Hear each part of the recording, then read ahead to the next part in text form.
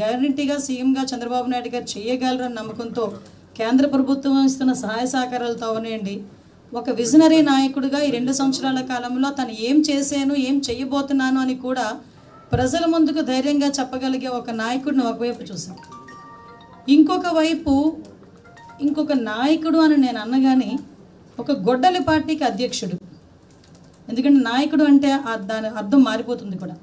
So నేను ఒక గొడ్డలి పార్టీ అధ్యక్షుడు, అతను బయట అడుగు పడితే అతను అడుగు గనక బయట పడితే విధ్వంసం అరాచకం ఏ మేరకు వెళ్తున్నాయి విధ్వంసాలు అరాచకాలు అంటే ప్రజలు కూడా భయభ్రాంతులకు గురయ్యేటట్టుగా అతను బయట అడుగు పడితే మహిళలు కూడా రక్షణ లేకుండా బయటికి ఇబ్బంది పడే పరిస్థితి, సామాన్య ప్రజలు తమ వ్యాపార లావాదేవీలు కూడా చేసుకోలేక ఇబ్బందులు పడుతున్న తరుణం, పోలీసులను సైతం భయభ్రాంతులను చేయటం ఒక పక్క, బ్లాక్మెయిల్ చేసే పరిస్థితులు ఒకవైపు. అంటే లిటరల్లీ విద్వేషాలు రెచ్చగొట్టడం, అరాచకాలు సృష్టించడం, ఉద్రిక్తలకు దారి తీయటం ఇవి మెయిన్ ఎజెండాగా పనిచేస్తూ అంటే ఓవరాల్గా ఈ 2 సంవత్సరాల్లో ఆంధ్రప్రదేశ్లో జరుగుతున్న రాష్ట్రంలో జరుగుతున్న అభివృద్ధి కానీ అది చూసి ఓర్వలేక, ప్రజలు ప్రశాంతంగా ఉన్నారు అన్నది చూసి ఓర్వలేక ఈరోజు విధ్వంసాన్ని సృష్టించడానికి ఈరోజు ఏదో ఒక వంకతో ఏదో ఒక పరామర్శ పేరుతో బయటకు వచ్చి బల ప్రదర్శన చేయటమే కాకుండా ప్రజల్ని ఏ మేరకు ఇబ్బందులు పెడుతున్నారు ఈ 2 సంవత్సరాల కాలంలో అనేది చెప్పాల్సిన బాధ్యత ఒక హోంమంత్రిగా నాకుంది, ఒక ప్రజాప్రతినిధిగా నాకుంది. ఇది నేను ఈరోజు ఇక్కడ కూర్చొని మాట్లాడుతున్నది ఏదో అతన్ని విమర్శ చేయాలి అనే ఉద్దేశం కాదు. ప్రజలు కూడా గమనించాలి, మీలాంటి వాళ్ళు కూడా గమనించాలి. ఎందుకంటే రేపొద్దున్న భవిష్యత్ అనేది మనది, మన బిడ్డలది. కాబట్టి ఈ భవిష్యత్తు మనది, మన బిడ్డలది అయినప్పుడు ఎటువంటి నాయకులు మన చుట్టూ ఉన్నారు, ఎటువంటి నాయకులు మనం ప్రోత్సహిస్తున్నాం అన్న విషయాన్ని కూడా మనందరం కూడా అర్థం చేసుకోవాలి. ఇది ప్రజాస్వామ్యం. మీరందరూ అడగచ్చు, ఏంటి బయటికి రాకూడదా? ఎస్, రావచ్చు, ఎందుకు రాకూడదు? ఇది ప్రజాస్వామ్యం. మేము ప్రతిపక్షంలో ఉన్నప్పుడు మేము ధర్నాలు చేసాం, మేము ప్రతిపక్షంలో ఉన్నప్పుడు మేము రోడ్ల మీదకి వచ్చి నిరసన తెలియజేసాం. కానీ మేము నిరసన తెలియజేసినా, మేము ధర్నాలు చేసిన ఒక పర్పస్. కానీ ఈరోజు సూటిగా అడుగుతున్నా మీ ద్వారా, ప్రజల ద్వారా ఆ గొడ్డలిపాటి నాయకుడిని కూడా ఈరోజు ప్రజాస్వామ్యం బాధ్యతగా కంపల్సరీగా మీరు బాధ్యతాయుతమైన ఒక క్వశ్చన్ అడగండి, బాధ్యతాయుతమైన ఒక విమర్శ చేయండి. మేము ఈరోజు చెప్పడానికి సిద్ధంగా ఉన్నాం, గవర్నమెంట్ ఈరోజు సిద్ధంగా ఉంది గవర్నమెంట్ చెప్పడానికి. మీరు బాధ్యతాయుతమైన క్వశ్చన్ అడిగితే ఆన్సర్ చేయడానికి ప్రభుత్వం ఎప్పుడు కూడా సిద్ధంగా ఉంది ఈరోజు. అంతేగాని ప్రజల్ని భయభ్రాంతులు చేసే విధంగా, బెదిరించే విధంగా, పోలీసుల్ని బ్లాక్మెయిల్ చేసే విధంగా ఈరోజు నేరస్తులకి వత్తాసు పలకడమే కాకుండా నేరస్తుల తాలూకా వలయాలను తయారు చేసి ఆ నేరస్తుల్ని పరామర్శించే పేరుతో మీరు బల ప్రదర్శనలు చేసి గంటల పాటు రోడ్ల మీదకి వచ్చి ట్రాఫిక్ ఇబ్బందులు కలిగించి ఆఖరికి అతని 2 సంవత్సరాల్లో ఆయన చేసిన దగ్గర 22 పర్యటనలో దగ్గర 3 ప్రాణాలు కోల్పోయే పరిస్థితులు వచ్చినాయంటే ఎటువంటి మెసేజ్ ఇస్తున్నారన్న సంగతి కూడా ఈరోజు మనం గుర్తుపెట్టుకోవాలి. అంటే క్లియర్ కట్గా ఈరోజు ఇన్నిసార్లు బయటకు వచ్చారు, ఇన్ని కిలోమీటర్లు రోడ్లు బ్లాక్ చేశారు, ఇంతమంది ప్రాణాలు, 3 ప్రాణాలు బలి తీసుకున్నారు, చాలామంది ఆస్తులు పోగొట్టుకున్నారు. ఇలాంటివన్నీ జరిగిన తర్వాత కూడా పబ్లిక్కి ఉపయోగపడే ఒక్క విషయమైనా జరిగిందా? ఒక పరిశ్రమ వచ్చిందా? లేకపోతే ఒక ఉద్యోగం వచ్చిందా? ఏం జరిగింది? ఒక పర్పస్ అంటూ ఉండాలి కదా. ఈరోజు ఒక గొడ్డలిపాటి నాయకుడికి కూడా ఒక పర్పస్ అంటూ ఉండాలి. అటువంటివి ఏమీ లేకుండా ఈరోజు కొన్ని ఎగ్జాంపుల్స్ మీకు చూపించాలి. ఎందుకంటే ప్రజలకి కూడా చాలా సందర్భాల్లో మా గౌరవ ముఖ్యమంత్రి గారు కూడా అంటుంటారు మరుపు అన్నది. కానీ మరుపు కాదు, మేము ప్రజలకి తెలియజెప్పాలని ఒకే ఒక ఉద్దేశంతో ఈరోజు మీకు పెడుతున్నాను, ఈరోజు చూపిస్తున్నాను. ఒకసారి ఫస్ట్ వీడియో ప్లే చేయండి.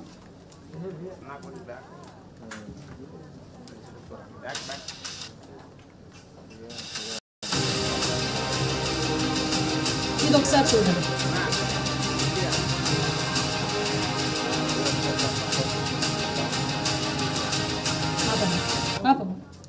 ఇక్కడ మిర్చి రైతుల పరామర్శ, అది గుంటూరులోని 19 ఫిబ్రవరి 2025లో పరామర్శ పేరుతో మిర్చి రైతుల్ని గురించి పరామర్శ పేరుతో గుంటూరు మిర్చి యార్డుకి వెళ్ళారు.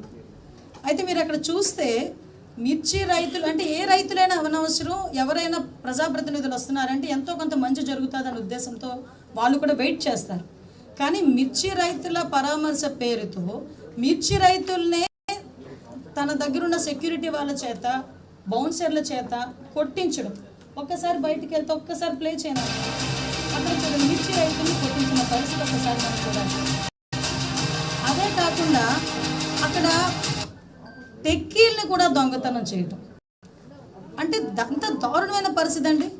ఒక పక్క నుంచి మిర్చి రైతుల్ని పరామర్శిస్తున్నామని చెప్పి బల ప్రదర్శనలు చేయటం, దానికి కొన్ని గంటల పాటు రోడ్ల మీద బల ప్రదర్శన చేసి తీరా అక్కడికి వెళ్ళిన తర్వాత ఏ మిర్చి రైతుని కూడా మాట్లాడే పరిస్థితి ఉండదు, ఏ మిర్చి రైతుని పరామర్శించే పరిస్థితి ఉండదు. కానీ అక్కడ మిర్చి రైతులనే కొడతారు, తిరిగి అక్కడ ఉన్న మిర్చి బస్తాలని కూడా టెక్కీల్ని కూడా దొంగతనాలు చేసే పరిస్థితులు కనిపిస్తాయి. మీరు ఎటువంటి మెసేజ్ ఇద్దాం అనుకుంటున్నారు ప్రజలకి? ఇలాంటి పరామర్శల పేరు మీద ఎటువంటి మెసేజ్ ఇద్దాం అనుకుంటున్నారు? నెక్స్ట్ ఒకసారి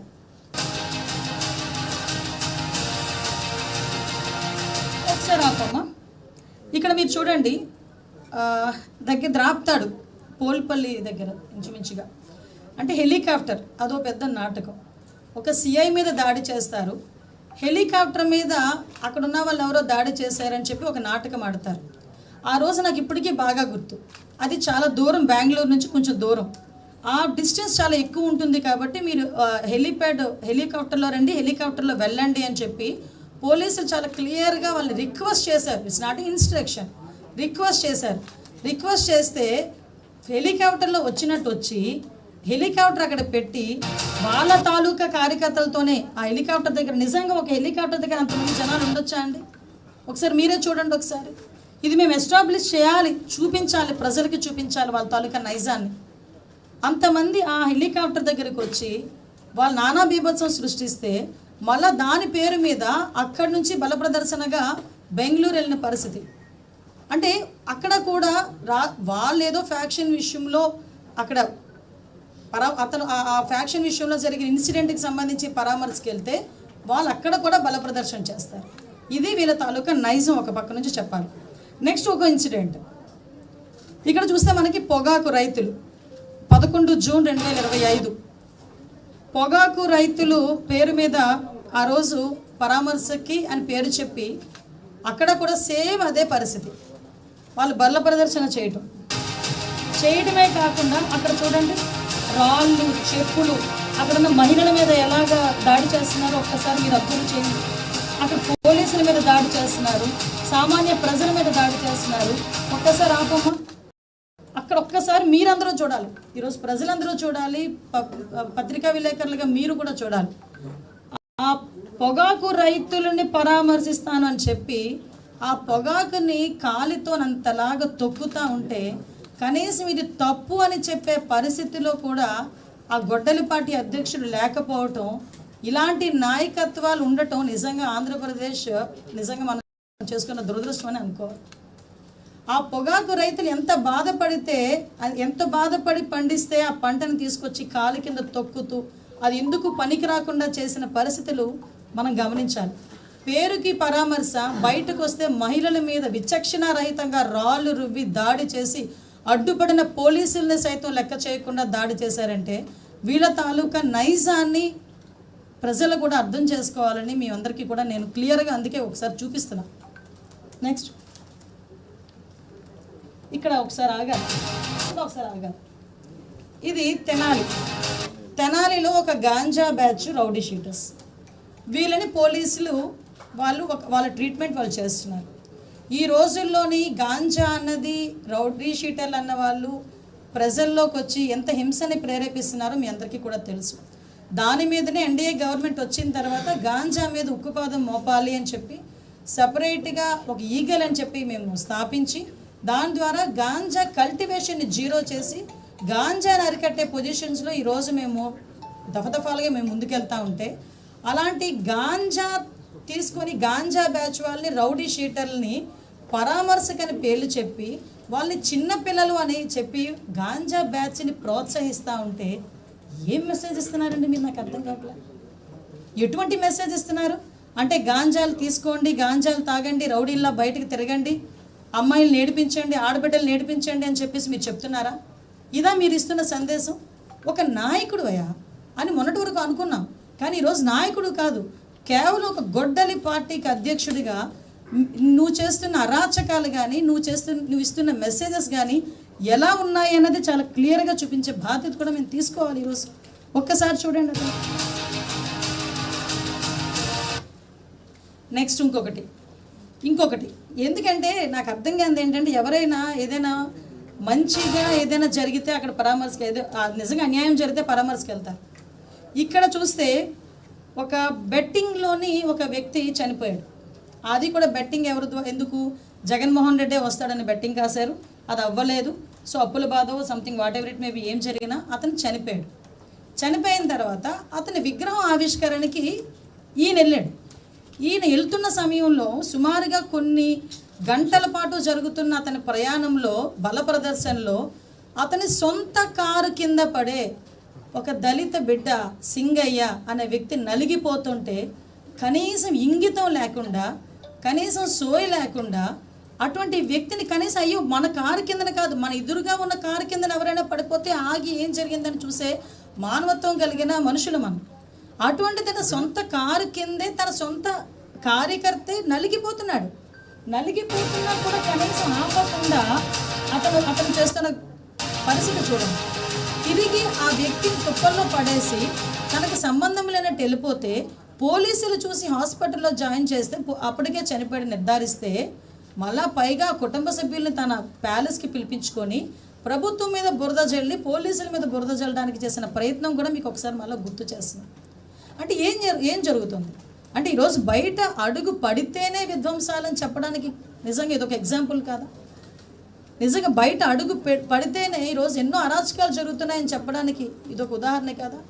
ఇటువంటి బల ప్రదర్శనలో ఎంతోమంది అమాయకమైన యువకుల్ని మద్యం సేవించేటట్టు చేయటం, వాళ్ళ చేతులకి రెచ్చగొట్టే ధోరణిలో ప్లకార్డులు ఇవ్వటం, రప్పామని చెప్పేసి వాళ్ళ చేత స్లోగన్లు ఇప్పించుకోవడం, సైలెన్సర్లు పీకేసి బళ్ళు మీద సౌండ్లు చేస్తూ వీధుల్లో తిరగటం, అంబులెన్స్లకి కూడా దారి ఇవ్వకుండా వాళ్ళు అంటే